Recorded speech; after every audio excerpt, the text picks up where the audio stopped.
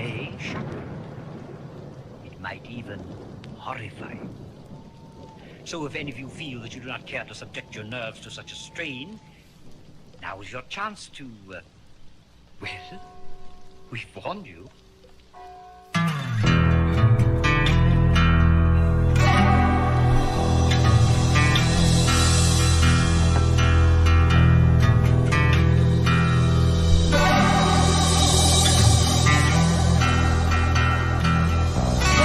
Welcome to my nightmare. I think you're gonna like it. I think you're gonna feel you belong. Nocturnal vacation, unnecessary sedation. You wanna feel at home, 'cause you belong. Welcome to my nightmare, yeah.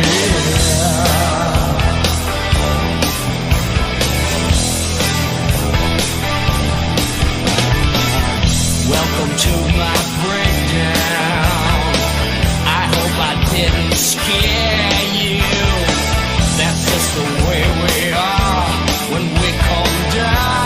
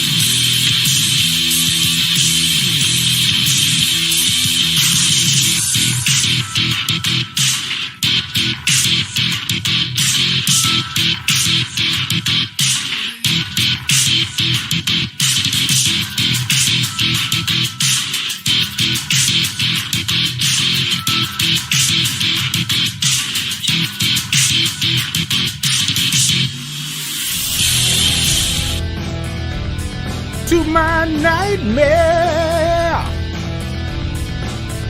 I wish I could hit those notes. Welcome everybody to another DD Live and the week 1 of DD Live In.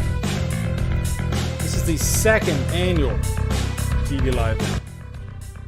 If you remember, last year around this time we did this weekly. We did DD Live In. It's just kind of the same thing as DD Live, except we would talk about our movie watches that we did like over the week, you know, and it was an interactive thing. I really liked it because we would I would get what you guys watched and I would tell you what I watched. And I think this year I'm even going to go over to like Killer Flicks because I have the 31 Days of Horror thread in there, and I'll show you what they watched in there too.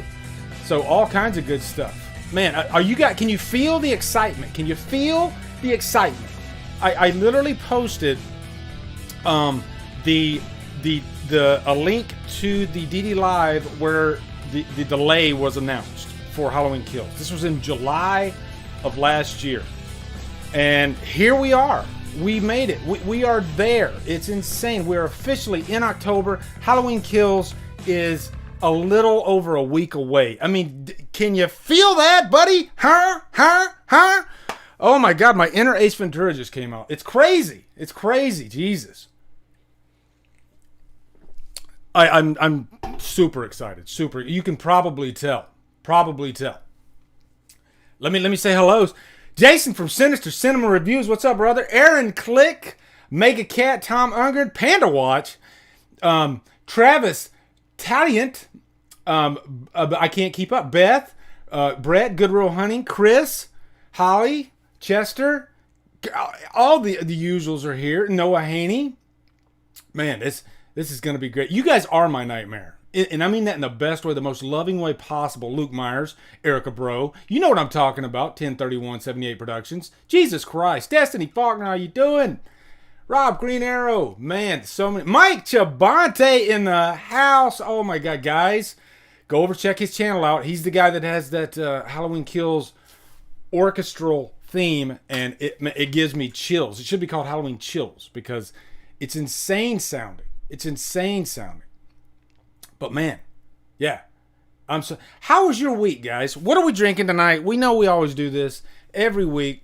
We talk about what we're drinking tonight because you never know what I'm going to be drinking, right? I felt like I was in the mood for a Coke, you know? And let me ask you guys this. Do you guys ever get in the mood for a Coke in the morning?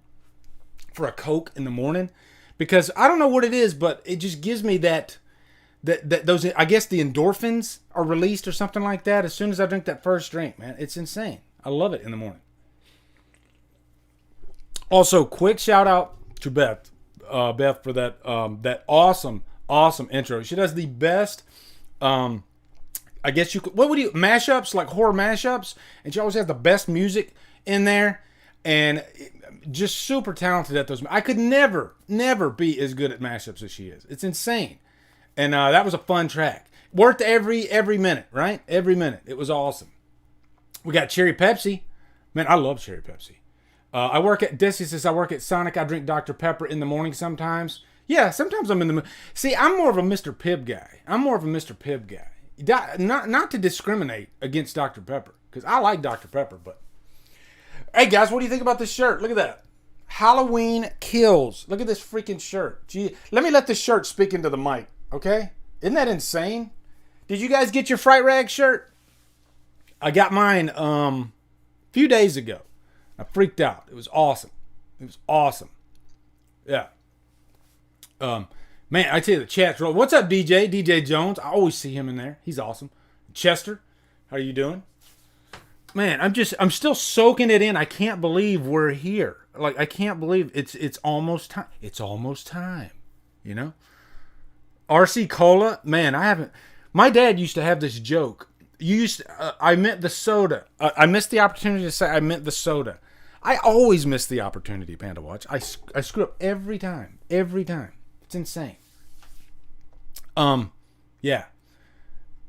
Oh, I saw a couple super chats in there too. Let me go ahead and get those. Chris, Badass Ninja, he says, Lee, let's crush Halloween Kills box office. Boom. That's where I'm telling you, I'm going to have a rally cry. I'm going to have a rally cry because I was so damn excited today to see this. Let me go over here. Let me show you guys this. Hold on. Got a couple funnies for you guys tonight, but what I wanted to show you was this. Look at this. Bam!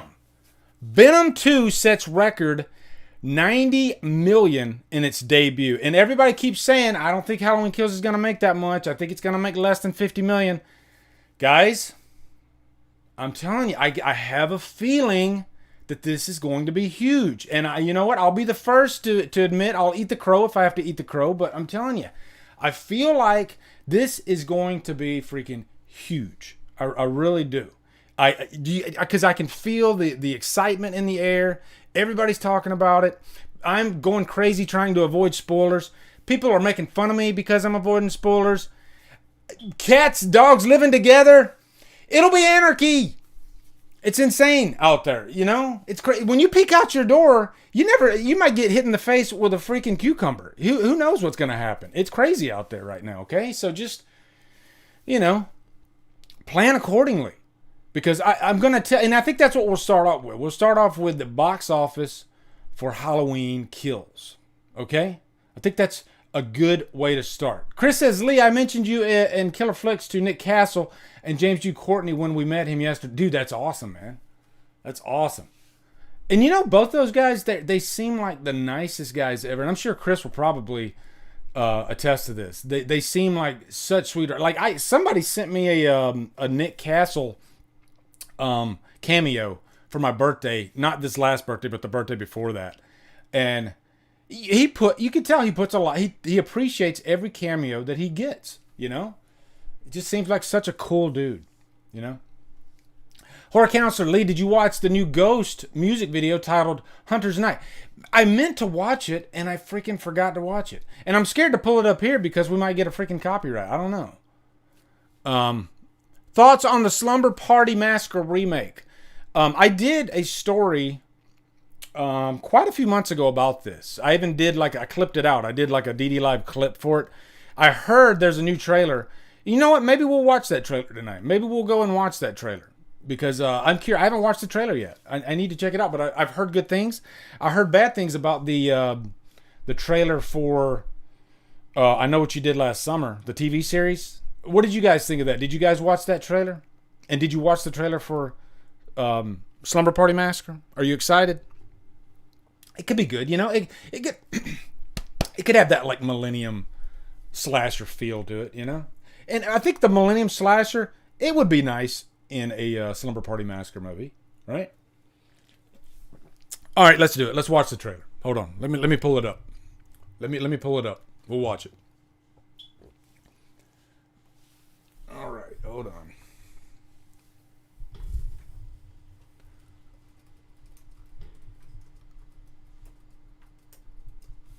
Slumber Party Massacre remake trailer. Here we go. All right. Okay, so let me get you guys over here. And we're going to watch this together, okay? Let's do it.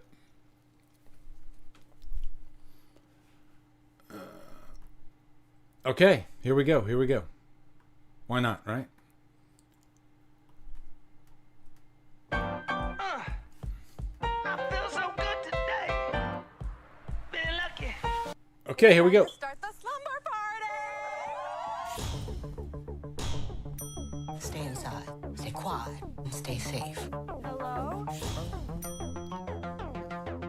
Whoa, dog. Oh, okay, all right. I see where they're going with this. I love you. Oh my God. I was not expecting that. Is that it? There's 30 more seconds to it. Hold on, let's see. No, I guess that's it. Wow. Well, damn, guys. That did not look like the Millennium Slasher feel. That definitely had a late 70s, early 80s, extremely... Guys, is it is it PG-13 or R? I think it's right between, Holly. I think it's like a PG-18 or something like that. I don't know. But I guess technically that would be R, right? guys, I mean, the originals are really tongue-in-cheek, fun. They're not like groundbreaking or anything. Boy, they're going hard edge with this one. Like, this looks like it. I mean, it could be better, you know. And is it a TV series? No, this is a movie, right, guys? Is it a Sci-Fi Channel movie? But damn, yeah, man, that looks good. That looks really good. Yeah, I love you too, Jesse. So I'm excited for that. Where was I? Okay, yeah, we were talking about Halloween Kills box office. Halloween Kills box office. Okay. I have 5 topics, 5 reasons I think why. What's up, Carly? How you doing? 5 reasons why I think this could reach not only 90 million, but maybe 100 million. Maybe 100 million. And I know Peacock is a factor, but we'll get to that. Hold on. So let me break it down for you, okay? I'm going to give you 5 reasons, 1, 2, 3, 4, 5, why I think Halloween Kills has a good shot at making $100 million opening weekend, okay? Number 1, October. October, I mean, they could not have released the movie at a better time, right? Everybody has the fever. Actually, I just thought of another reason, so I'll tack on another reason right after this. But yeah, everybody has the Halloween fever. Fall is in the air. Like over in you guys' neck of the woods, is it starting to get a little cooler? You know, we all love a nice horror movie, you know, snuggle up on the couch or go to the theater during October, right? And if it's new, even better. And if it's Halloween, even better. Or better. That sounds like a new candy bar. But that's a big reason why, I think, because, you know, if it's October and you're sitting there trying to think about what movie do I want to go see, automatically you're going to think Halloween. Am I wrong, guys? Like, I would think automatically you got to be like, yeah, I got to go see Halloween. You know? Even if you're not a fan of the franchise, it could still happen. You could be with a group of friends, and all it takes is one of those friends to say, hey, guys, let's go see Halloween. You know? So you're going to have fanatics. You're going to have casual fans. And you might even have people that aren't horror fans go see this movie because of the month of October. And I think that's probably the biggest reason why this has a chance. You know, if this were coming out in August, like that boneheaded move that they did with freaking H2O and Resurrection and Rob Zombie, I don't know why in the hell they did that back then. And I guarantee you they lost at least freaking $20 million because they did that. So October is a big reason. And I said I thought of another reason. Let me make sure it's not on here. Yeah, so I guess I got 6 reasons. So, and I'll wedge it right in here. The pandemic, from what I'm seeing, yeah, it's still there. It still exists, okay? But I was just at the theater to see Venom. It was packed. Like, it was packed. So people are feeling safe, or they're just like, I just need to get out. You know, and maybe they're vaccinated. I don't know. But people are taking the risk, you know. They're taking the chance. They're going to the theater. I'm not here to give you opinions on whether they should or not, you know. And I'm safe when I go to the theater, but, you know, I'm vaccinated. I feel fine about it. But, man, Venom was packed. And I think that was the most packed I've seen a theater since the pandemic started. And automatically I started thinking, oh, Halloween Kills. This is a good sign. Like, the timing could not be better. And just to share, and I shared this in my Venom review, but I'll share it here too. You know how I've been going crazy about avoiding spoilers, you know, going out of my way to avoid spoilers. And sure enough, right before Venom, they played the final trailer. And I'm like, what do? Do I run? And so immediately, without even thinking, I grabbed my fingers and I threw them in my ear and I closed my eyes and I started doing like this. And I started like talking to myself in my head and doing everything I could, because in a theater, it's loud.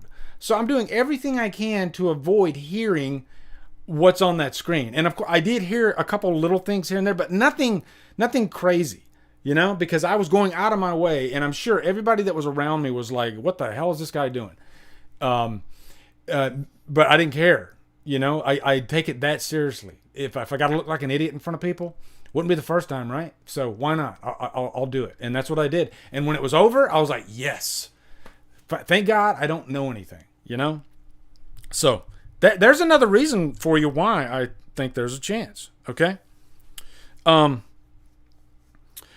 Next reason is the buzz. And we kind of went over this at the beginning of the stream. But, I mean, I don't have to prove to you that there's buzz for Halloween Kills. There are Halloween channels to prove it.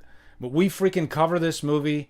We beat it to in the ground. We beat it to death. You know why? Here's the reason why. 2 words. People watch. You know, if people stop watching, I guarantee you, let's close it up, close up shop. Let's move on to something else to talk about. But because every time there are channels, I guarantee you that they put out one video and it gets 27 views, and then they put out their Halloween coverage update and it gets 3,000 views. The coverage is there, the buzz is there. You go on social media right now, and it's just insane. It's insanity right now. To try to avoid spoilers right now is. It's a feat in and of itself, okay? The old dude is sundowning. What's wrong with sundowning, okay? Yeah. Everybody's excited. Everybody's excited. As a matter of fact, let me see something here. Yeah, there are 186 of you fuckers watching right now. If I wasn't talking about Halloween, cut that in half, okay? I'm serious. This ain't for me. This is for Halloween. This is for that guy that's behind me on your screen right there. He's right behind me. Mr. Michael Myers is dead. Okay? So, yeah. The buzz. The buzz is so big that there's a good shot. Okay, which brings me to the next point. Venom. Not the Venom that's out now, but the Venom in 2018. Remember, that movie came out a couple weeks before Halloween 2018. Both those movies made around $80 million. I think Venom made $80 million. Halloween 2018 made 76, something like that. So they're both very comparable. And I think the timing's perfect too, because it's nice to have a fun superhero movie that's a little bit on the horror side, because, you know, Venom is kind of a creepy character. Even though the movie isn't scary at all, isn't creepy at all. And the last one was the Venom Carnage movie was god awful. Okay, but I mean, you prove 90 million people are they're excited to get out, go to the theater, see a movie like this, and I guarantee you they're gonna make more Venom movies. They're gonna make more Venom movies. But yeah, and I could wedge Peacock in here for a reason. I think the market is so volatile right now with Peacock, with streaming, not just Peacock. It doesn't even matter. Like, take like Black Widow. That's a movie that came out same day with streaming, and it raked up. Take Godzilla vs. Kong. That's a movie that came out on the same day on HBO Max, and it raked up. I think there's a big audience that wants to go to the theater. As a matter of fact, you know what? Let's do an experiment right now. Be honest with me, okay, guys? Everybody in the chat, just type if you're going to go see this in the theater or Peacock, okay? So I just want one word, theater or Peacock. I'm curious to see what you guys say, all right? I'm not even going to tell you what I'm thinking you guys are going to put, but yeah. Oh, we got some super chats I missed? You dope. Okay, hold on. All right, let's do it. Yeah, let's get the super chats while you guys tell me, okay? All right. My mods, man, they keep me on my toes. I love them. I love them to death. All right. Okay, Jesus Christ, the First Vampire. I like that name. Thoughts on Slumber Party Massacre remake? Okay, so we did that. Yeah, we looked at the trailer and everything. Okay, Brosum said, HK Sizzlin', I think, Sizzlin', watching a horror movie every night in October. Watched Audition last night. I'll never be the same. Cheers, bruv. Happy October. Thank you, Brosie. I have not seen Audition yet, but I've heard. Isn't that is it a South Korean movie or is it a J horror? I can't remember which one it is, but that's what I actually have that movie too. I've been meaning to watch it. So, that so every now and then it's good to throw in something that's kind of like will fuck you up, Okay, I'm looking here. Both theater, and then Peacock. I just want to know which the one you're gonna watch first, okay? Peacock. I already bought 3 tickets for the midnight showing. Sweet. Super Drugs. Yeah, I mean, it's looking like, I'm telling you, it's looking like a lot of people.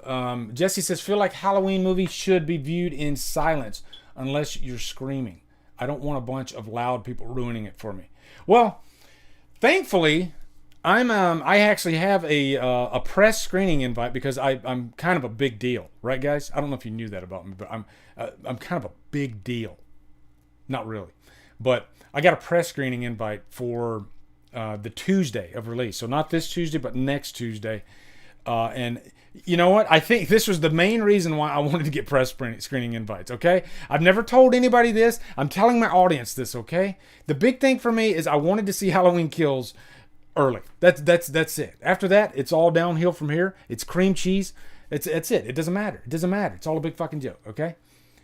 Goodreal Super Chat. Let me see Goodreal Super Chat. Hold on. Did I miss Goodreal? All because you said you love Mr. Pibb, my all-time favorite drink. Hell yeah, man. Mr. Pibb rocks. Let's act like this is a Mr. Pibb and we'll drink it together, okay? Oh, yeah. All right. Is that all the super chats? Let me go down and see if I got more. Okay. No, I got Jess Vorstenbach. He subscribed to my channel. Thank you, Jess. I appreciate that. This OBS deal, it literally tells you like every time somebody subscribes to your channel. So it's nice. I like it. I like the setup, I like the setup. It's kind of cool. Okay. Thank you, Polly. That's very sweet. That's very, very sweet. Okay. All right. Moving on to the 5 reasons. Okay. Here we go. Hold on. Okay. The next reason is it is an unpredictable market right now, which means it could be a bad thing, could be a good thing. Anything can happen. Kind of ties into what I was just talking about with Peacock and how it's so volatile right now and anything can happen. The fact that Venom made $90 million, I was like, oh, damn. But I'm not surprised because, like I said, you can throw a dart and where it lands, nobody knows. If Venom made $30 million, I wouldn't be surprised just because of how crazy the market is right now. So anything can happen. If Halloween Kills makes $30 million like a lot of people predicted, I might not be that surprised just because, okay? I'll unsubscribe and subscribe again if it helps. People do that all the time, actually, on my channel. It's like a rite of passage at this point. Okay. And then I'm not going to belabor the point. The last reason is Michael Myers. There's something about the guy that makes people go bonkers, that makes people go crazy. It's just that the blank look in his face. It's the reason why I have way too many Michael Myers masks right now that I'm looking at. What is it about the guy that keeps bringing people back? Because you could have that argument that is he really that interesting because he doesn't talk, he just walks and kills, So, I mean, you guys answer me that. What is it about Michael Myers that you find so interesting? What is it that gets your goose bob? I want to know. I'll tell you, for me, and I will say the first thing that brought me to the franchise was Myers. That was the thing that hooked me. And the reason being is because of Loomis talking about how he would, like, Loomis doesn't even really understand what Myers is. All he knows is he's pure evil, and he's just that like nut that even Loomis can't crack. And he's probably in this world the most dangerous human being on the planet, So there's something to that. And I think when you only give just that much, and you don't give all the other stuff around it, his backstory, his likes and dislikes, what makes him tick, showing him tying his shoes, little mundane things like that, you don't show. You just assume it. And that's what makes him even creepier. He just walks and kills. That's what Erica said. Yeah. The only problem with the Howling Shoes is not as popular internationally as in the States. Yeah, but it seems like internationally, it's not as I guess from a population standpoint, not like in America. But those that do love it, they do seem to be crazy about it. But yeah, I get what you're saying, Frank. I definitely get what you're saying. He's not like Batman, Jesse wants to be Michael Myers, so there you go. But yeah, and for me, okay, and I know there are you guys out there that are Jason fans, and Jason's your guy. I get that. Freddy, a lot of you guys like Freddy. Some of you like Chucky. Some of you like Leatherface, and you're not wrong. You like those characters for the reasons that you like them. There's something about those characters that just clicks with you. That's the way it is for me with Myers, and for me. Personally, in my brain, the way my brain's wired, which is really fucked up sometimes, Myers is up here and everybody's down here. It's really weird, and I know I have a problem, but that's just the way he is to me. That's the one thing that I'm so protective of about the franchise. If you mess up Myers, then I can't deal with it.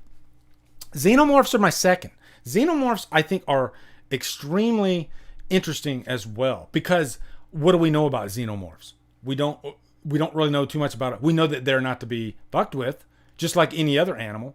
They're kind of like, you can compare them to like a freaking lion. Do you want to go poking at a freaking lion? No.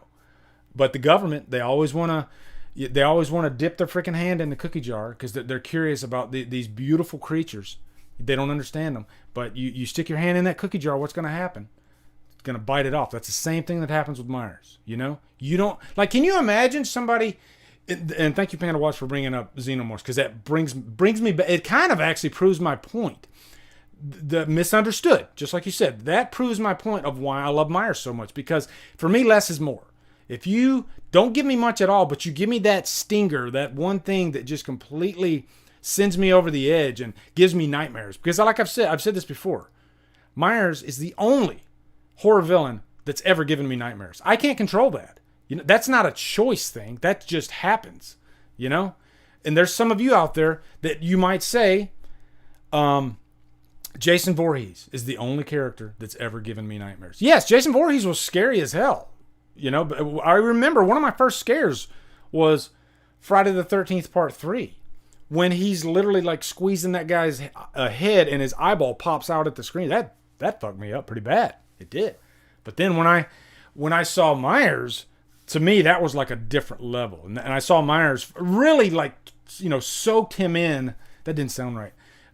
Back when I was 15, back in 88, when I saw Halloween 4. Because up to that point, I was like, yeah, Jason Voorhees, he's pretty scary. And then I'm watching Halloween 4, I'm like, oh my God, I've never been scared like that before.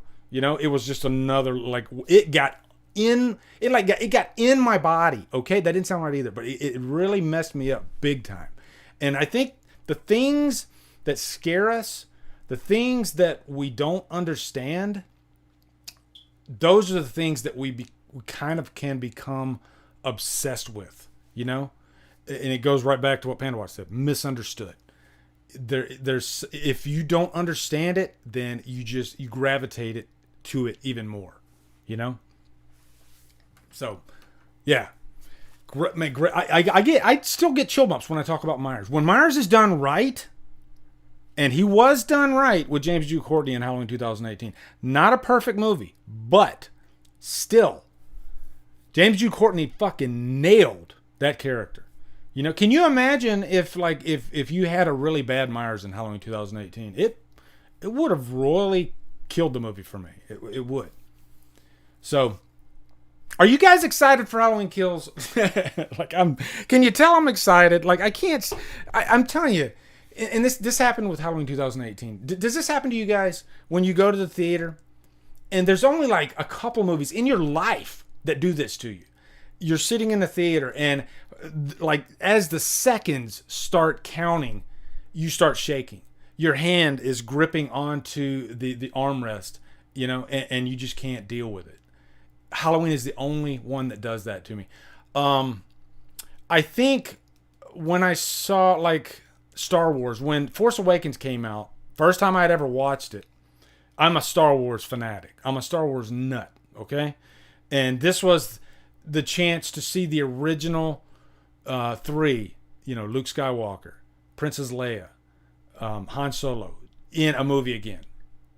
That had the same reaction for me. I like freaked out, and I did enjoy Force Awakens when I saw it in the theater, you know. But this isn't Star Wars talk. But it kind of, you can kind of relate it to what you get with the freaking, you know, with Halloween or whatever. You know, so like I said, some of you might get that way. I will say though, another super chat. Okay, here we go. George Hellman, my mods. Thank you, Beth. My mods, they're on top of it. Just wanted to say that if I can see this in the cinemas, I hope to see it 3 times at least, like I did with 2018, as long as warranted. You know, thank you, George. Guys, how many times do you plan on seeing this in the theater? And with Peacock out, is that going to influence? Because a lot of us, we like to see a movie at least twice, if it's a movie that we're like dying to see. Will you see this twice in the theater, or will you see it once and then once on Peacock? I think for me, I'm going to see it once in the theater because I don't think my wife's going to go with me. And then I told her if she wants, I'll take her to see it in the theater on the weekend. You know?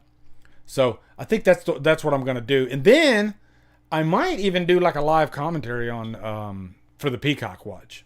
You know? So, but what about you guys? Are you gonna watch it more than once? Because if we want it to make $100 million, then we're going to need to watch it more than once, right? 3 times for Mel's life. Yeah. Michael called and he wants you to wash his name out of your mouth. Ridiculous. Ridiculous. It's ridiculous. You know what? Here we go. Hold on.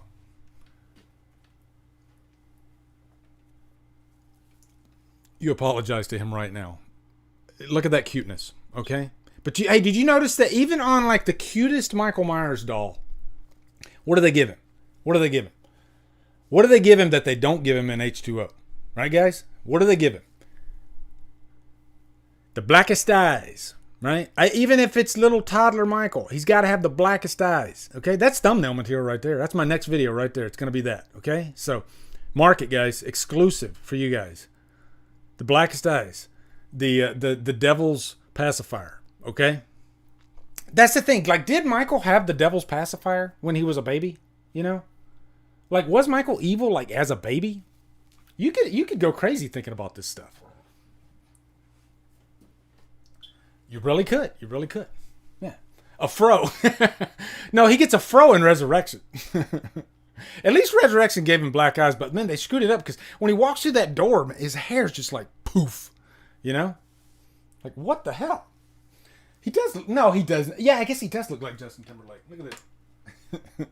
Look at his hair. Well, give me an NSYNC song. What's that? See, I can't. What's that? What's the hit that NSYNC had? Okay, I know a lot of you females in there, you females, you know what I'm talking about. I was thinking step by step, ooh baby, gonna get to you girl. But that's the NKOTB. That's the New Kids on the Block, right? New Kids on the Block. Uh-oh, we got trolls already? Sweet.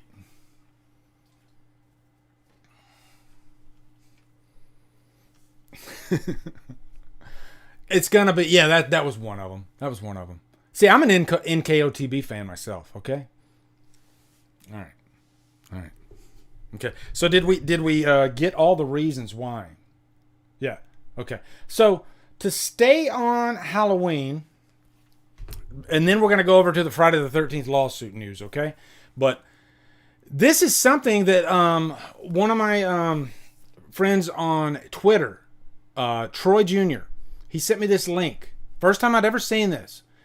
about the future of Halloween after Ends, because I've always thought there's no way, if this is a hit, if these movies are huge, they're going to continue the franchise. So I haven't read this. We're going to read this together. Okay, guys? We're going to read this together. Please don't go, girl. Okay, that was horrible.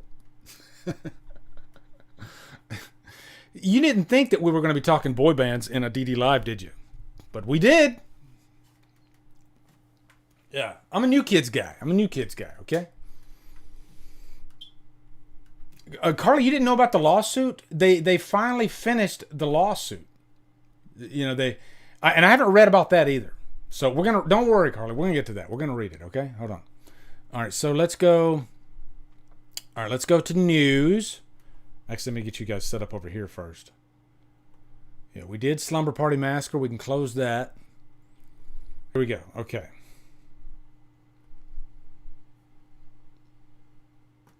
All right, here we go. I'm excited to read this, guys, okay? And let's go ahead and timestamp this.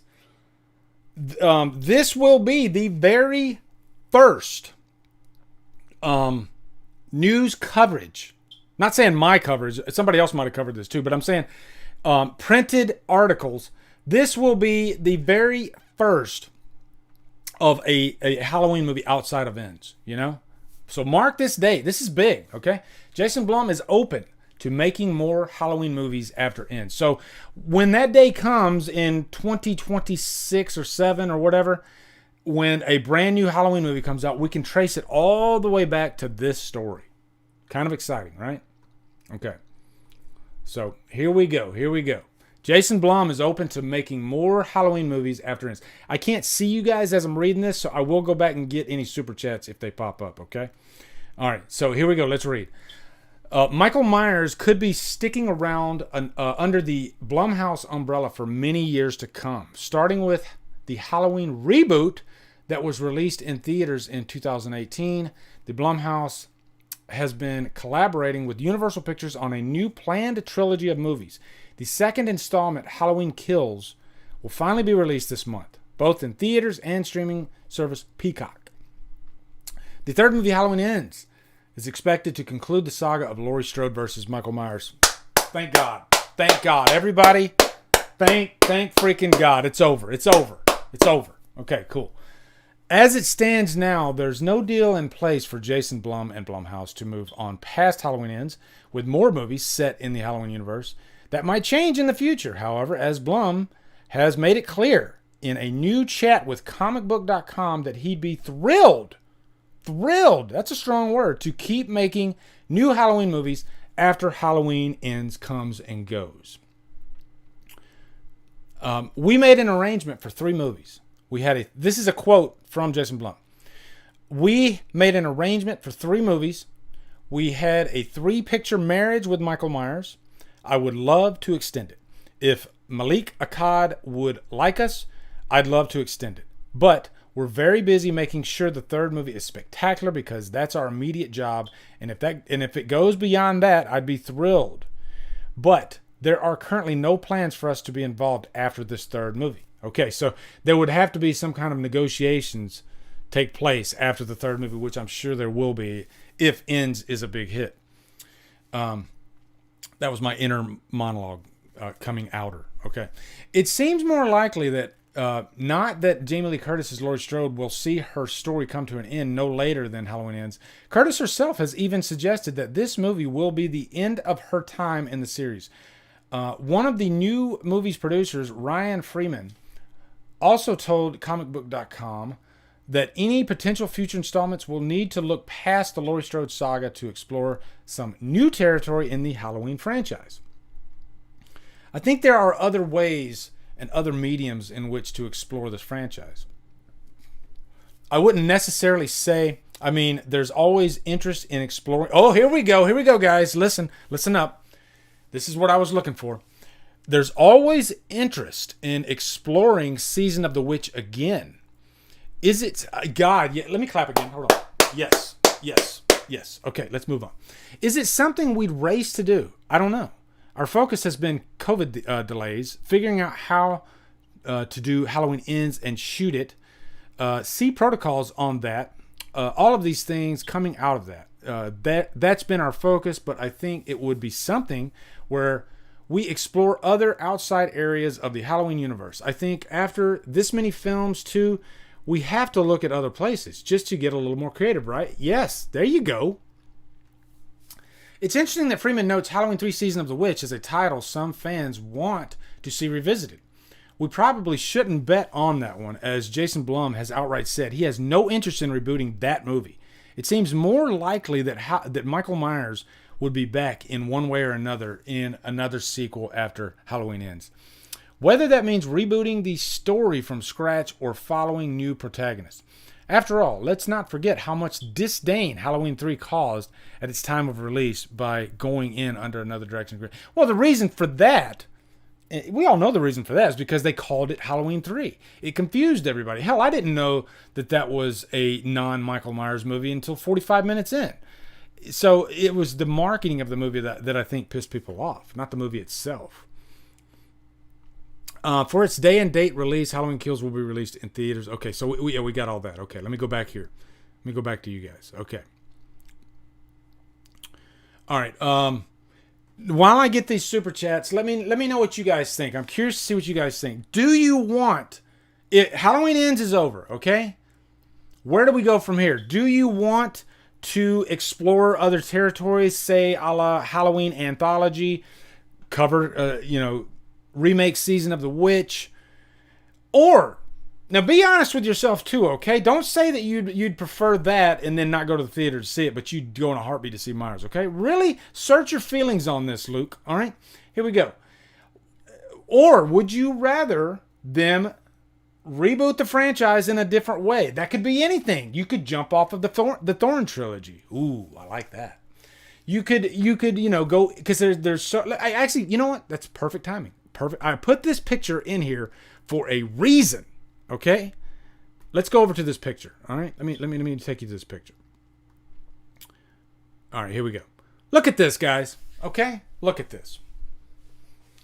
Byron, Halloween Returns would be cool. There's no way that's going to happen.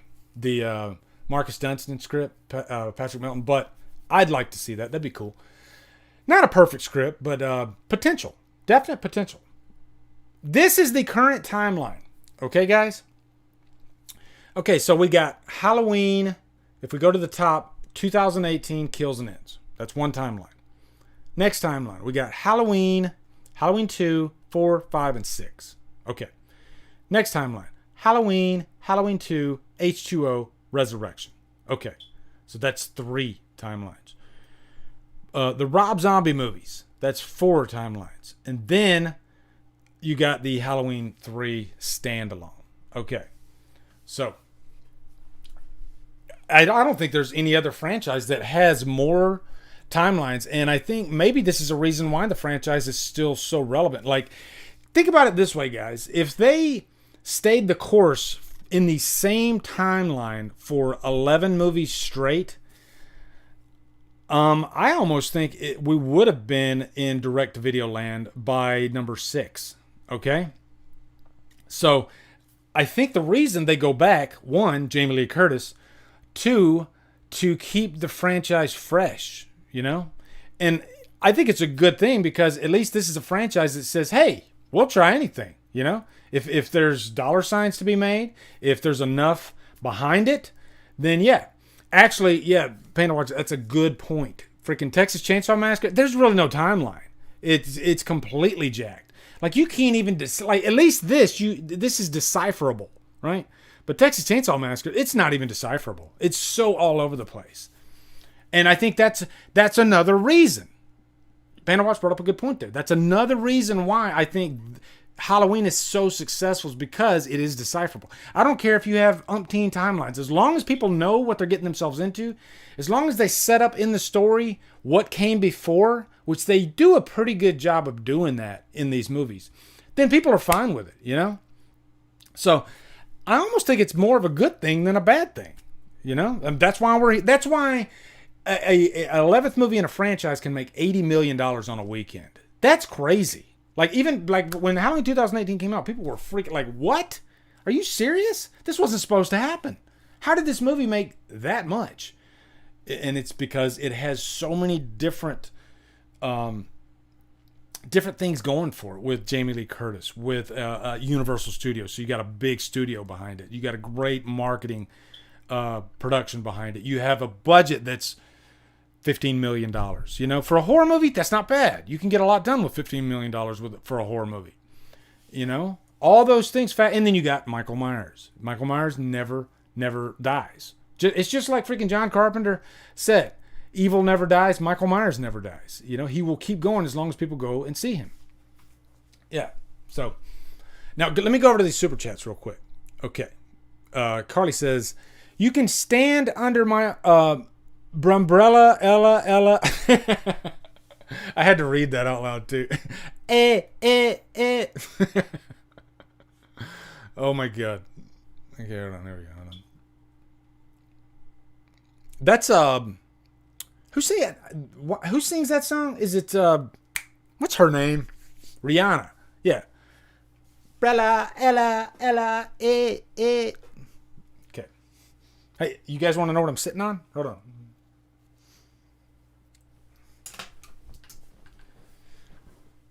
It's a Halloween rug. It's like a VHS rug, and it's quite comfortable on the bum, if I'm being honest. Man, you guys make this easy.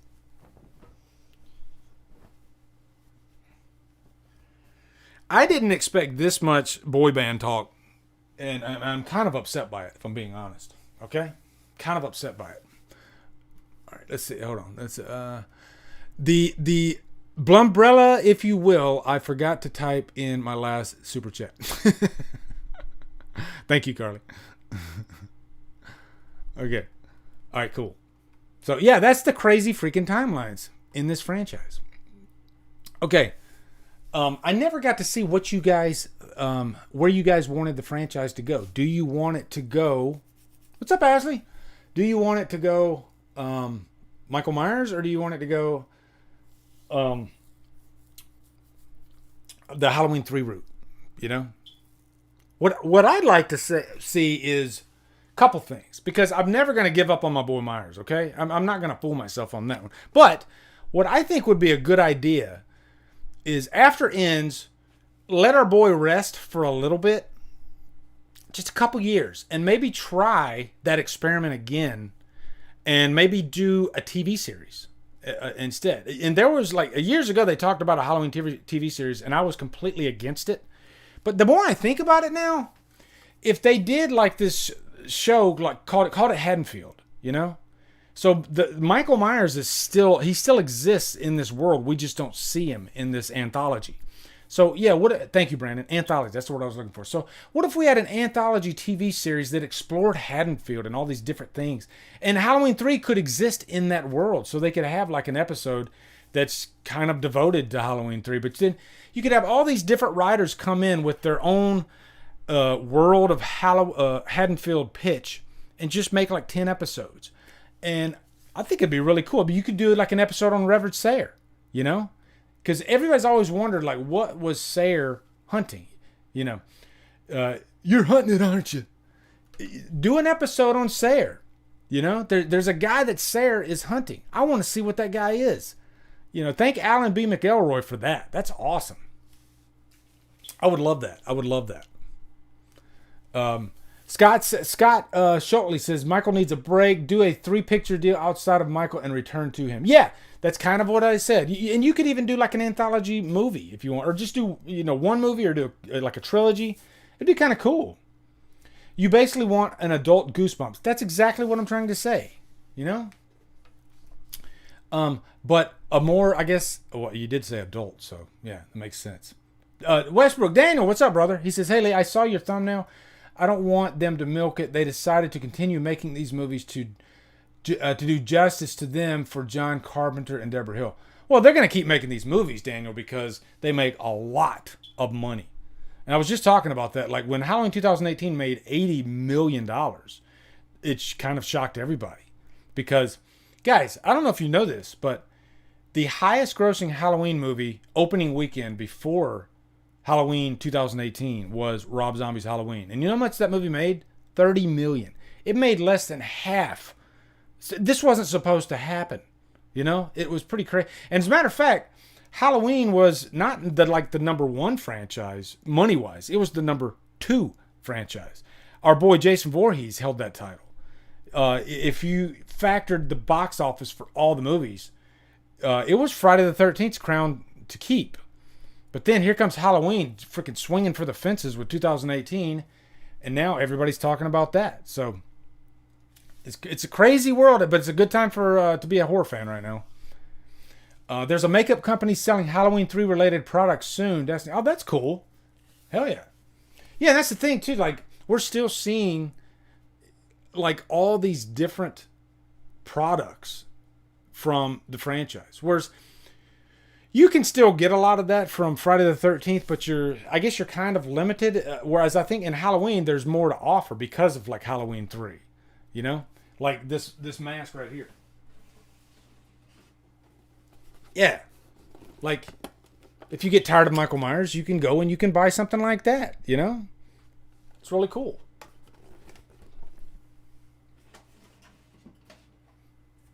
Or somebody can make you something like this, you know, the head wrap. Would you guys have loved to see just a straight up head wrap movie in Halloween 4? That would have been really cool, actually, you know? Step by step, ooh baby. Okay.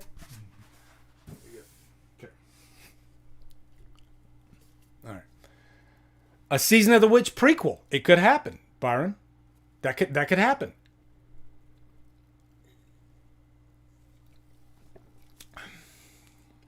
I got to take a drink. Man, you guys are awesome.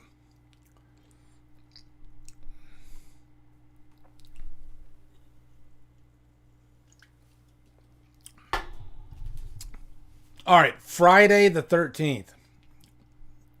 Let's check out this lawsuit, okay? I've been wanting to cover this. Is there any other big news stories that I missed out on? I'm trying to think. I know that there was I was going to cover like Lost Boys. But I think that's kind of came and went, you know? Like, they were going to do a Lost Boys remake, which, I mean, you know what? The original still exists. I was like, my knee-jerk reaction to it was, no, don't do that. But, you know what? The original still exists, so it could be a good movie. Who knows? I doubt it. Or let me rephrase that. There's no way that they could recapture what they captured in the first movie, the original movie. Just no way. No way in hell. All right. So yeah, I didn't even bother covering that. All right. So now let's go to the Friday the 13th news. Okay.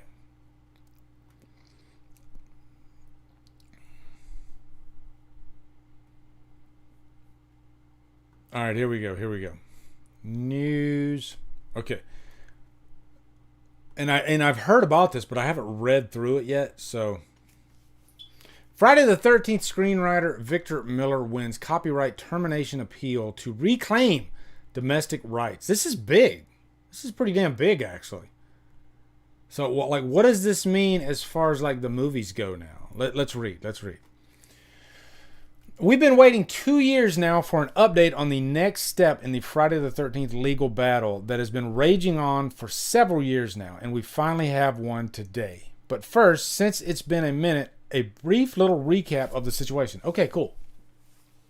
Ever since a judge ruled back in 2018 that Friday the 13th screenwriter Victor Miller is the sole owner of the original screenplay, in the U.S. at least, Friday director Sean Cunningham has been working to have the decision reversed.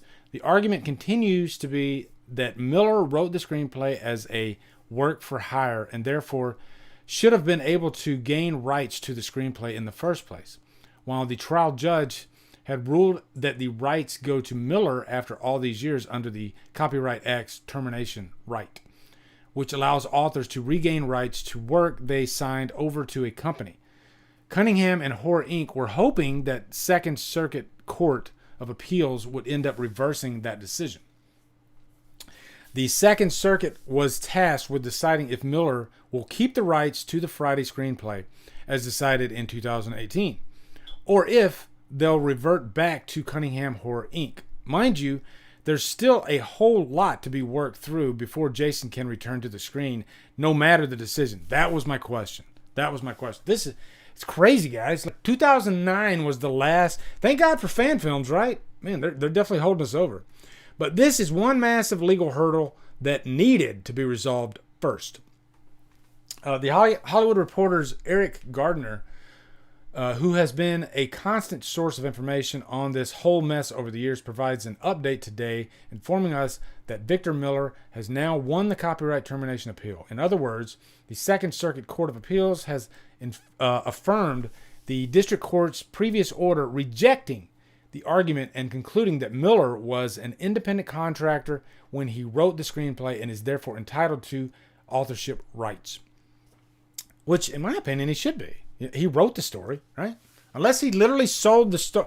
Like, if there was a contract where he literally sold the story, gave up his rights, then yeah, that'd be a different story. But it doesn't sound like that happened. So they're just trying to take it from him. As Eric explains, barring any reversal before a fuller panel at the Second Circuit of Supreme Court, Victor Miller will reclaim the domestic rights to the franchise. A big win for attorney Mark Toberoff as he heads into an even bigger fight against Disney over Marvel characters. This is a huge next step in the process, but it certainly doesn't mean that Miller is now free to take the franchise and do whatever he wants with it. Which, that's another question too. Like, you don't own Jason, so what kind of movie can he make a movie with Jason? I don't know.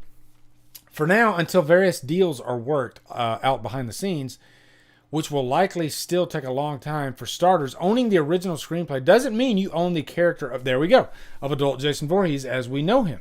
And Miller's ownership of the work only covers domestic rights. The franchise will remain dormant. But here's hoping we're almost at the point where Jason can return home once more. Oh, man. It's kind of exhausting, isn't it, guys? Like, you know, it's frustrating as a fan of the franchise, and you know, there's a lot of people out there. Friday the 13th, that's their favorite franchise, and I feel for those guys. Like, they haven't had a new Friday movie since 2009. I mean, that's what, 12 years now. It's pretty damn insane, actually.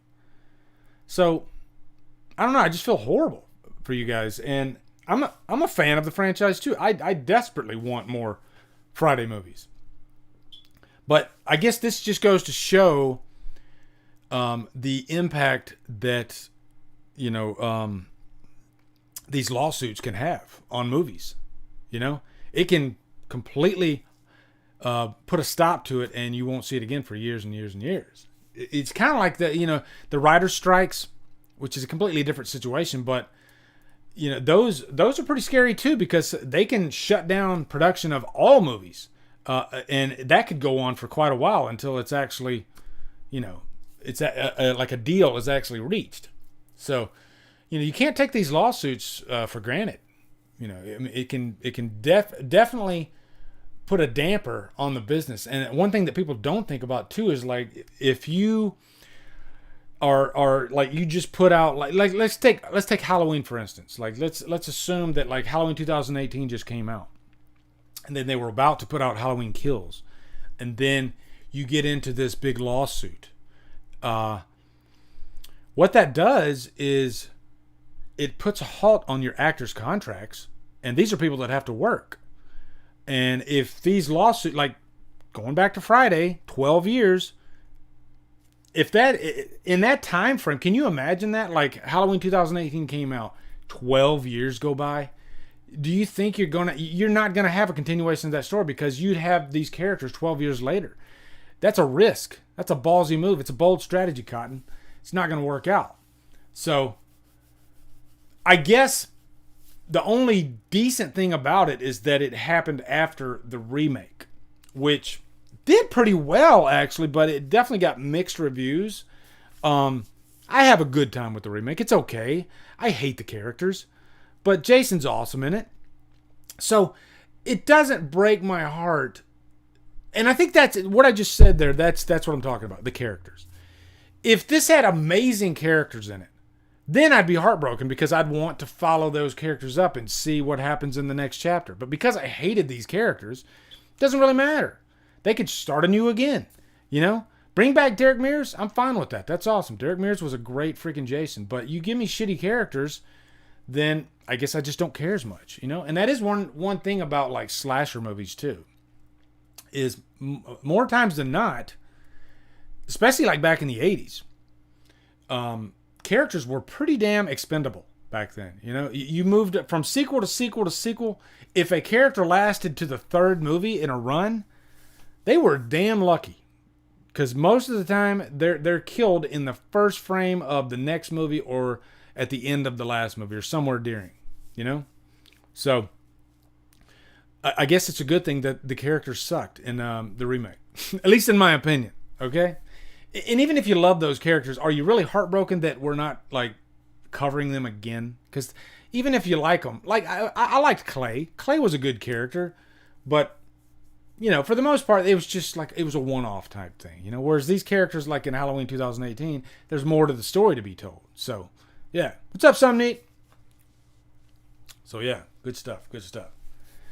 All right, so we covered all the stories. Let me see. I don't really have too many funnies, but let's see what I missed here. I got some Gee Whiz type stuff for you guys. Yeah, that's one that I've seen. I've seen a lot of these September 30th, October 1st memes. You know, how I'm sleeping tonight, how I'm waking up tomorrow, knowing it's October 1st.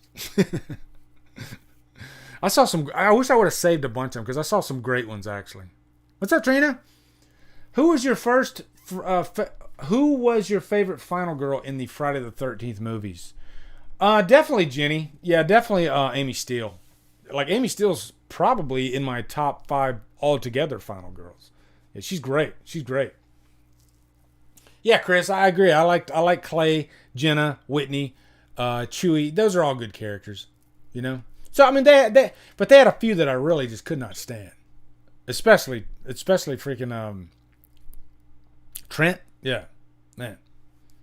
What you gonna do on October 31st? You know, I don't know. I'm hopefully.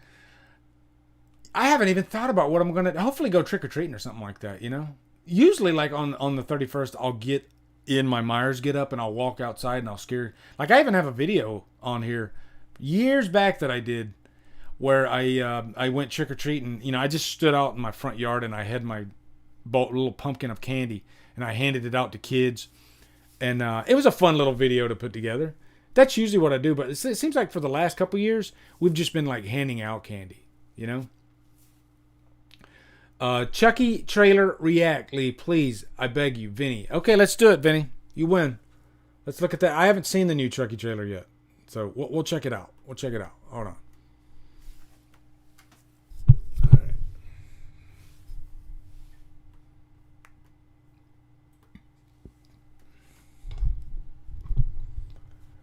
All right. So, Chucky TV series trailer 2. Here we go.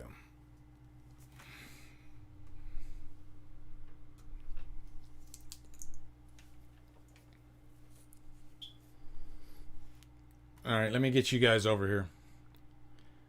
Let's check it out. Let's check it out. All right. Give the people what they want. Okay, here we go. 2 days ago. Okay, here we go. I feel so good today. Been lucky. All right, here we go. It's October 31st. Hackensack is a haven for the bizarre, the effed up, and the straight up criminally insane. See, I like this vibe that they're doing. Set on Halloween. Our fair city has always spiked on Halloween. Where'd you get this? I have no idea. $20 sound fair? This creepy doll just creeps me the hell out. Me too. Hi, I'm Chucky. Perfect. Hello? Yeah, I'm calling about the doll. What? Be very careful with that doll. What are you talking about? Have you checked his batteries? Oh, there we go.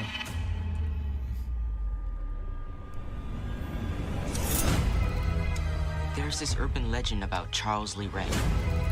He was a serial killer who died in the 80s. He terrorized Chicago for years. Prolific.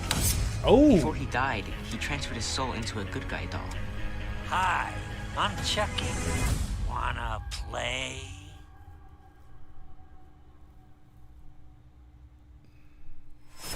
Great set design in this too. How did you end up like this? It was your standard voodoo soul transfer. Chucky broke his soul into pieces. Oh, there's Andy. The last piece didn't go into a doll.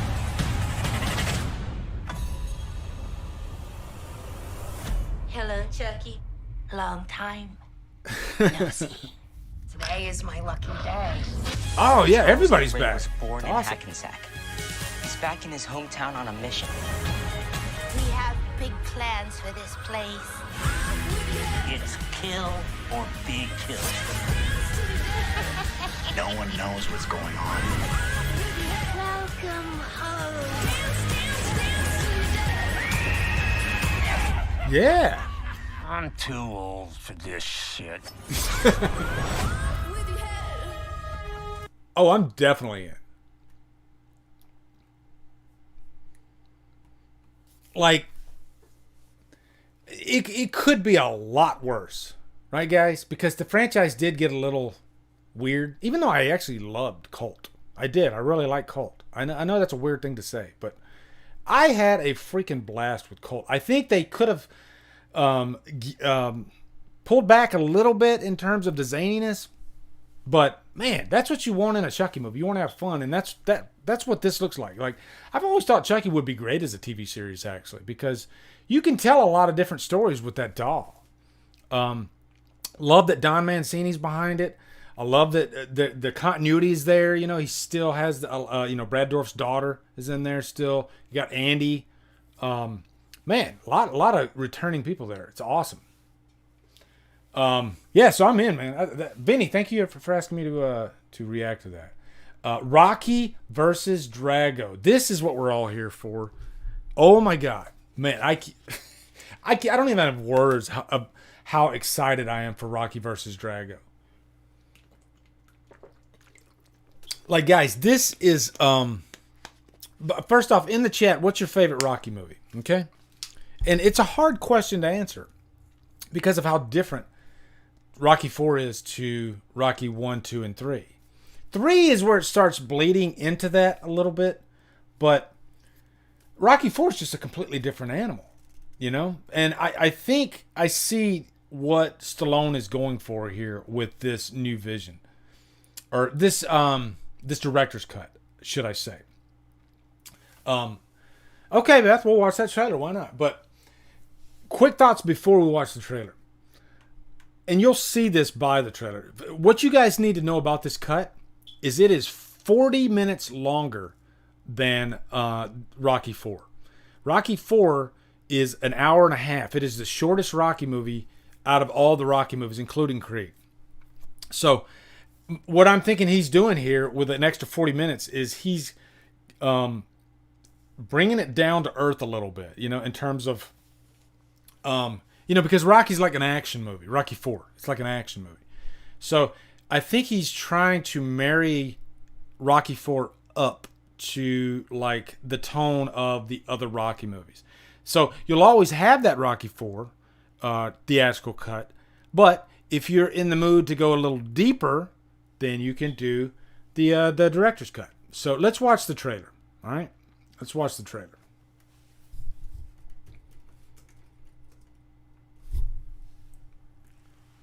And let me get you guys over here. All right. Man, I've watched this trailer a few times already, too. I'm so excited. Here we go.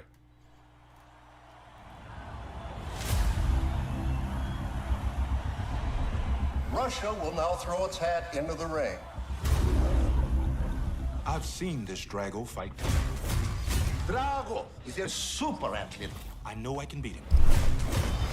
Hey, Paolo, look, maybe the show is over. You got nothing more to prove. He thinks he's fighting for the whole country, but his reasons are wrong. I'm asking, as a friend, stand in my corner, just this one last time.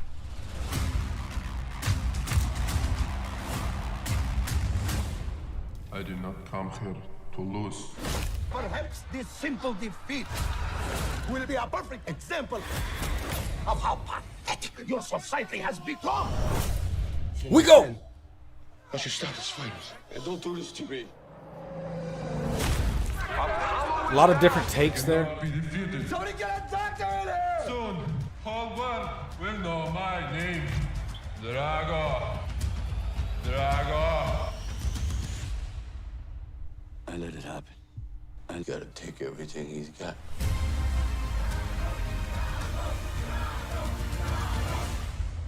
He's had one professional fight, and one man is dead. It's suicide! You can't win! This is gonna be a time when you're gonna have to do things that other people don't think are right, but they're gonna be right for you. You gotta do what you gotta do. Has the fight been set yet? It's in Russian. Dude, some neat. You haven't seen Rocky 4? Oh my god.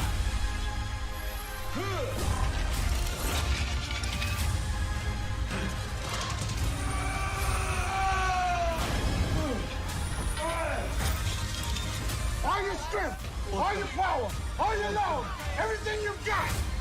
You know what to do. Do it. I wonder if this is in 2:3:5 aspect ratio. Because the trailer is. He's not a machine. He's a man. Be more man than him. I must break you. Rocky is in serious trouble. Breathe. Don't be scared. Love that.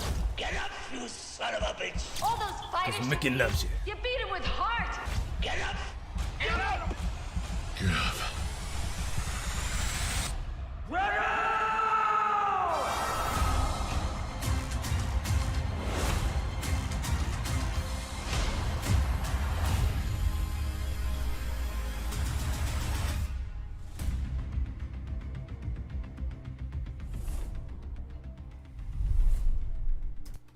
Damn. Chill bumps, guys. Chill bumps. Somebody you've never seen Rocky. I'm sure a lot of people haven't seen Rocky. I mean, if you're not a Rocky fan, you probably haven't seen it. I grew up loving Rocky. You know, one of my first movie memories is watching the first Rocky with my dad. You know, Rocky's just such an important character in my life. Stallone is such an important person in my life. I get my inspiration from Stallone and Rocky. You know, there's just, and I would even wager that like the character Rocky is one of the most inspirational characters in all of movies, cinema. He has touched so many lives because he's so relatable. He's not a show off. He's all heart. You know, there's a quote that Stallone says. He says, "If I say it, nobody believes it. If Rocky says it, it's the truth." You know, that's who Rocky is. He's straight. But he's like a sweetheart of a character, you know. He's not a mean person at all.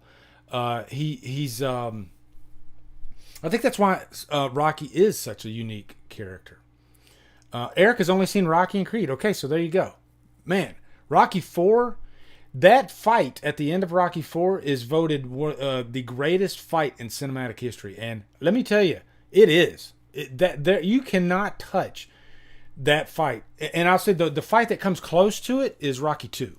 Rocky 2 has probably the number 2 greatest fight in cinematic history. I am dead serious. Rocky 2 is more emotional in terms of the fight. Like, man, you are just freaking, you're pumped. By the time they even start fighting, you're like, you know, because he's fighting for his wife. You know, whereas Rocky 4, he's fighting for his friend. And he's fighting an opponent that is unbeatable. He's a Mack truck. He's fighting something that's inhuman. He's fighting Michael Myers. But when you watch Rocky 4, they build that rush, but you don't really have to build him up. Dolph Lundgren looks like a freaking giant in the movie. So you can't imagine Rocky beating him. And they play that angle too, even during the fight up to a point. And then there's a point in the fight when he punches the Russian so hard and he cuts him. And then you got Duke on the side saying, he's cut. You see, you beat him. He's not a machine. He's a man. And I just get freaking, I go crazy during that scene. And the audience is right there with Duke. They're saying, oh my God, Rocky can beat this guy now. You know, because it's not about how strong you are. It's about your heart, you know. It's about your will. And that's what Rocky is. You know, he's so inspirational. So, yeah, I can't wait for this. It looks like it's going to be a deeper movie. Now, Beth was talking about the music. Don't count on that. I think they're going to play around with the music a little bit in this movie. And maybe because tonally, if they use the same music, it might not fit as well. I could be wrong. We shall see. But I would not be surprised if they do kind of manipulate the music a little bit, maybe add some different tracks. Because even in that trailer, they didn't play any of the music from Rocky IV.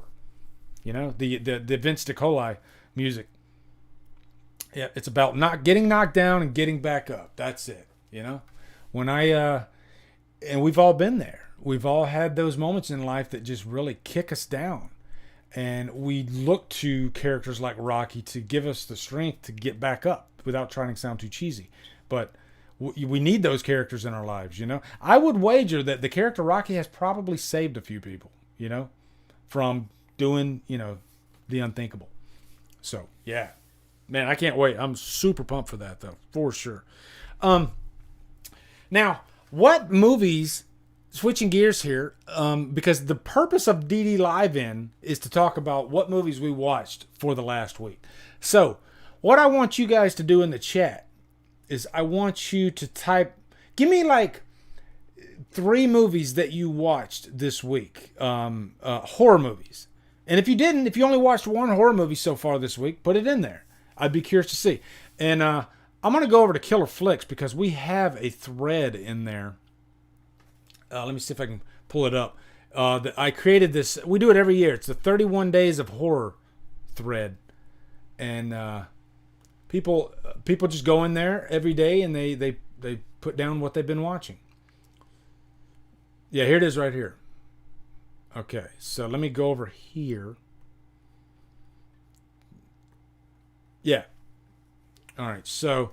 This is the Killer Flicks 31 Days of Horror thread. I was going to talk about what I've watched, but you know what? Let me talk about what you guys have watched. You know, some of you guys in Killer Flicks, let's see what you've watched. And you know what? Let's go. I can go from the bottom. Let's go from the bottom here. DJ Castano. Good buddy. I actually ran into DJ at, was it Disney? It was Disney or Universal. I think it was Disney. I ran into DJ. Wasn't planned. I was just at Disney with my family, and DJ comes out the door of the pizza place, and he's like, "Lee, what's up?" And I was like, "Holy shit, that's so awesome!" And somebody from Killer Flicks. I ran into him. We got a picture together and everything. So he watched one of the most underappreciated of the '90s, Event Horizon. I agree with that. I love Event Horizon. That's probably one of the creepiest space movies ever. It's like when you combine space with evil. You know, that's a great recipe. And it's cool that Wes Anderson, is it Paul W.S. Anderson directed it. Do I got that right, guys? I get them mixed up every time. There's like a Wes Anderson, there's a Paul W.S. Anderson. I don't know. Trev Prevost says he watched Cabin in the Woods, a movie I feel skates the line between horror comedy and horror. Cabin in the Woods is freaking awesome. Mike Calkin says Night of the Demons, first time watch. Yeah, I love Night of the Demons. One of my favorites for the October season. Ted Hubley, good buddy of mine, he said he missed October 1st and 2nd, watched Annabelle Creation, and now Friday the 13th Part 4 today. Well, you can't go wrong with Friday Part 4 for sure. Annabelle Creation was great, actually. It's a nice follow-up to the first movie, which was pretty bland, actually. Let me go over here and see what you guys are watching. Hold on. Paul W.S. Anderson is correct. Thank you, Mid-Level Media. Oh man, Event Horizon. Jesse Campbell says one of the best Lovecraftian films ever. Just good. Seriously started doing videos. It's got to be on the list. Important is to talk about why Event Horizon is so horrible. Erica, you don't like Event Horizon? Okay. Night of the Demons is fucking awesome. Hell yeah. Eaten Alive, Eight-Legged Freaks, Arachnophobia, the Wicker Man remake. So Polly was in the mood for some like some bugs, creatures type action, like Kingdom of the Spiders. Have you guys ever seen that with William Shatner? Yeah. Bastiel, thank you for the super chat. Says, hey Lee, this week I watched The Collection, Elizabeth Harvest, Bone Tomahawk. Ooh, that's a good one. Chud and Cronenberg's Rabid on Blu-ray and The Faculty on VHS. That sounds fun. I can't believe I haven't, because Cronenberg's one of my favorite directors, but there's so many of his movies I still haven't seen. It's a crime. It's a freaking crime. That's a great list though there, Bastiel. Have you guys seen Possessor? Cronenberg's son, Brandon Cronenberg, did that one. That one's great. That one's great. Yeah. Wasn't the first Annabelle movie directed by the guy who made Mortal Kombat Annihilation? I'm not sure. Mid-Level Media says, I watched Children of the Corn, Sleepaway Camp, and Scary Stories so far. Scary Stories to Tell in the Dark was a movie that I actually enjoyed the second time. The first time I saw it in a theater, I wasn't that into it, but the second time I really enjoyed it. Chris Snyder says, Evil Dead, Mistress of the Dark, House of Wax. I gotta go over here and see that. House on Haunted Hill original. And The Fog. Yeah, The Fog's a great movie to watch in October. For sure. Possessor is sick. The Collector, The Collection, and The Hills Run Red. The Hills Run Red's one that I reviewed a couple months ago. Loved it. It's got, if you like a really whacked out crazy last act, definitely check out The Hills Run Red. It starts off like really, it feels like a low budget B-level movie, and you almost give up on it, and then it kicks in. It's one of those movies that like kicks in about 20 minutes in, and it never lets up. So I really enjoyed that one, for sure. I watched Haunted Hill 2 this week. I don't think I've ever seen House on Haunted Hill. I don't think I've ever seen it. Elvira 40th anniversary. I know she had a special on Shudder. I need to check that out, actually. I have her Blu-ray there and I haven't seen any Elvira movies. Hush on Netflix. I'm late, I know. Yeah, Hush is great. Mike Flanagan. And the last DD Live I was talking about Midnight Mass. Have you guys watched Midnight Mass yet? I think it's incredible. I really think it's incredible. I mean, you talk about great character building. So good. Brosie says, Lee, do you like Videodrome by Cronenberg? One of my favorite movies.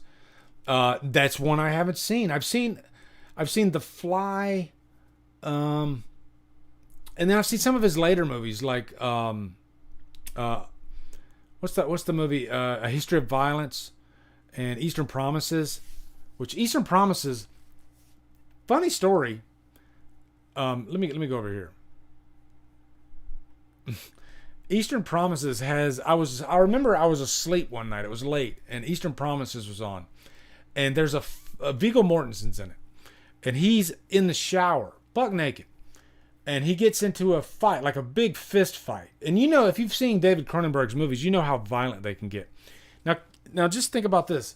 I was asleep, so I didn't see the scene. I heard the scene. And if you hear a fight in a shower by a bunch of naked dudes, it's pretty creepy. And I was like, I didn't want to look because I was like, this is already scary enough, you know? It was one of the weirdest things, but I just remember hearing like a bunch of like skin with wet skin smacking, and I think they were fighting. It's pretty crazy though. Midnight Mass was great, but still a little unsure about how I feel about the ending. Oh, I love the ending. It just got better and better and better as it went. Yeah. Great stuff. I love The Cube. Your thoughts? I haven't seen The Cube. See, there's so many movies I haven't seen still. See? Shower fights, you can slip anytime. That's very true. It's very true. Any fans of Night of the Creeps? Thinking about rewatching that one night. Man, Night of the Creeps is one of my favorites. I've seen it so many freaking times. Thrill me. Tom Atkins. You can't go wrong with Night of the Creeps. It's so fun. That's the only way I shower, eat naked. Do you think telling us in advance that there will be another Halloween after this movie takes away from the excitement? No, because I always knew that they were going to make another Halloween movie. You know, as long as there's money to be made, and it's arguably the most popular horror franchise out there right now, at least slashers. Yeah, they're going to keep making these movies. You know, it might be a while after it ends before we see another one, but yeah. Chris Snyder's got a good debate there. Bloodfest versus Hellfest. Bloodfest is the correct answer. That is the correct answer. I think Hellfest has better set design, I think. It's a beautiful looking movie, but just very tame, you know? Like, I wasn't blown away by any of the kills in the movie. I thought the score was pretty repetitive, too. It's one of those movies where they keep playing. And you know what? Halloween can be accused of this as well, where they almost overdo it with the theme. You know? Just goes to show how important timing and placement is of musical cues. Because if you overdo it, then it kind of takes away from it. And that's what they did with Hellfest. But that's the least of its problems. It's just, they didn't execute in terms of the violence. Whereas Bloodfest, that doesn't hold back whatsoever. It's a fun-ass ride. They go the other way with it. And, yeah, Bloodfest by a mile for me. Yeah. Last drive-in. The last drive-in I watched was, I think, 1984, which I need to finish the movie with Michael J. Fox. Is it Class of 1984? I like those high school, like those... edgy, gritty high school movies that they used to make in the 80s, you know. There's a few reviews out there for Halloween Kills now, Kinsey. If you look around, I've seen a few of them pop up. I haven't watched them. I don't watch other people's reviews before I watch a new movie, you know. But I've seen that they are out there. They do exist. Yeah.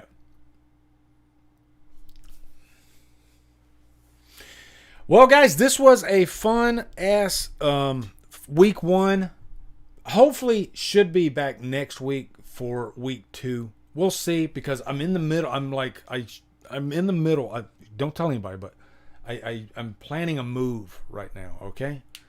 And the reason being is because we want to be closer to family, and you know how much of a pain it can be when you're planning a move, having to get everything in order, having to sell a house, having to buy a house. It's So I'm really playing it by ear. Like, even this stream, I was talking to the wife this morning. I was like, you know, we'll talk like, what's your plan tonight? What's your plan tonight? You know, and she was wanting to do some reading tonight. So I was like, hey, maybe I'll do a stream. You know, you gotta take the time when you can get it. But I'm gonna be pretty busy over the next probably a couple months, and I'm gonna have to stick and move, you know, with YouTube.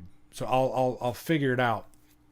But this was such a blast. Erica says, oh my God, overall. I know, right? They go by so damn fast. But we did, yeah, I didn't have that many funnies this time around, Brandon, because we did one last week. Usually I can kind of like gather quite a few funnies, but I only had a couple. Did I go through all my, hold on. I did have a couple more things I wanted to show you. Hold on. Here we go. There you go. There's a funny. Read this with me, guys, okay? 4 years ago, this is really inspirational. 4 years ago, I asked my first Tinder match out on a date. Today, I asked her to marry me. She said no to both times. So here's a picture of a random couple from Google. They had us in the first, right, guys? They had us in the first. Okay. This, oh my God, this freaking image right here. They just keep coming out with these awesome looking images of Myers. And yeah, I've been avoiding like images from the movie and everything. Don't leave yet, Blu-ray Addict. We got a couple. I'm gonna show you a couple more images here, okay? No, I don't have a Discord. I do not use. I have way too many social media platforms as it is. I don't need any more. Okay. Trap, what's up, brother? How you doing? Michael Trapson in the house. My brother from another mother. Me and Trap, man, we got plans. All right, we're thinking about getting together, doing a stream with you guys. So looking forward to that. Always a pleasure to see Trap in the house. Yeah. Tell him you love him, guys. Tell him you love him. Give Trap some hearts, okay? Just give me a bunch of hearts for Trap, okay? Tell him you love him. He's awesome. Hold on, let me see. Did you send me a? I'm gonna look and see if I can find it. Destiny. All right. Next one. Oh, I forgot to tell you. Back in 2000, I think this is 2009. One of my most fond memories. Me and my daughter, we took a road trip to L.A. First and only time I've ever been to L.A. What's up, Dave? How you doing, brother? That freaking right behind me looks awesome. But me and my daughter, just on a whim, we went to L.A. Oh, I see the hearts. That's all for you, Trap. That's all for you, brother. And I said, we're in L.A. I'm going to stop off and see the Myers house. I've never seen it in life. This is a bucket list item.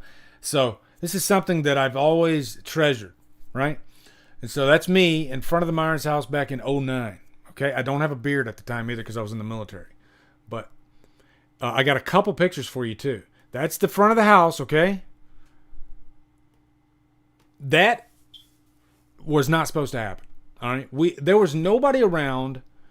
And by the way, it was hard. But this is back before GPS was so readily available, and I didn't have like a GPS, so it was hard to find the damn place. But me and my daughter go up to the door. I'm looking around. There's nobody there, so I open the door, go in, and we took a quick shot. You're not supposed to go in that house at all. I've heard it's really hard to get in there, so I got lucky. And I was able to get in there though. But man, this is such a great memory, guys. This is the hardware store. That is my daughter in front of the hardware store. It is literally right across the street from the house. The house was moved from its original location for $1. They were going to tear the house down. And then this guy stands in front of, he literally stood in front of the bulldozer and said, "No, you can't do this. Give me a day. I'll save this house." And so he went and talked to the city, and for $1, he bought the house for $1, and all he had to do was move it. He said, "Give me a week and I'll move the house." And so they moved the house. But yeah, so that's the hardware store. Really cool. And let me see. Did I get one more in here? No, that was it. Yeah, so that was the 3 pictures I had of the Myers house. I was Fonzie. Jamie Lee Curtis posted this on her Instagram. This is, I don't think I've ever seen this picture. But this is from while they were shooting. Because Jamie Lee Curtis said they were literally like a handful of people on the crew of the first Halloween. Like maybe a dozen people shooting this movie. You know, they were literally picking up leaves and moving them from one location to the other. You know, it was definitely like, you know, small scale, low budget guerrilla filmmaking. And I think that's part of why Halloween is so sacred and special, because it was almost like an accident that it came out as perfect as it did. Perfect's a strong word, but you know what I mean. Yeah, but there's Castle holding the mask. Looks like they're shooting the final act. Yeah, I think is that Tommy Lee Wallace down there? I think that's Tommy Lee Wallace on the bottom left. Deborah Hill, God rest her soul, there in the middle. Yeah. And then the last one I had here, and I forgot to drag it over. Hold on. Just think about the Carnage movie that could have been that we did not get. Okay. And this will be my last thought, because I'm a fan of Carnage. I'm a fan of the character. I'm a big fan of Venom. And who is Carnage? He's Cletus. Cletus is a serial killer. The possibilities that could have been with this movie, because you got a serial killer. So you could like imagine a Carnage movie that's like Seven, where it's basically focused on Cletus catching him, and then Eddie has to capture him, but instead he passes on the symbiote to a serial killer. And by the time he passes it on, there's already all this chaos and bloodshed and crazy stuff. So you really feel the danger, like, oh my God, now we're really fucked. That's not in the movie, guys. If you haven't seen the movie Venom, Carnage, it's not that at all. It's a shame that they didn't take advantage. It's PG-13. It's like an hour and a half. They don't really dig deep into Cletus at all. I love Woody Harrelson. I love the guy to death, but I think he was miscast. I really do. And it's not really fully his fault. It's more the script. The script's just very superficial, and it's just a forgettable movie. That's at the end of the day. I'm like, that's it. You know, there's a character like that should get under your skin, okay? And that's not the case whatsoever. So sad, really sad. So anyway, guys. That's it. I don't really have that much in the way of funnies, but hey, I had such a blast with you guys talking about Halloween Kills. It's coming. It's so freaking soon now. It's a little over a week away. I'm excited. You're excited. I want this movie to freaking do gangbusters box office. I really do. I think there's a good chance that it could get above 80 million. Okay, I'll say that. It'll be hard pressed to reach 100 million, but I think with the push right now, for all those 5 reasons that I told you, 6 reasons, I think there's a good shot at it. Okay? So, anyway, guys, hopefully I'll see you guys next week. We'll see what happens. Okay? I always try to keep you guys updated. All right? Thank you so much. Take care of each other. Love you guys to death. Okay?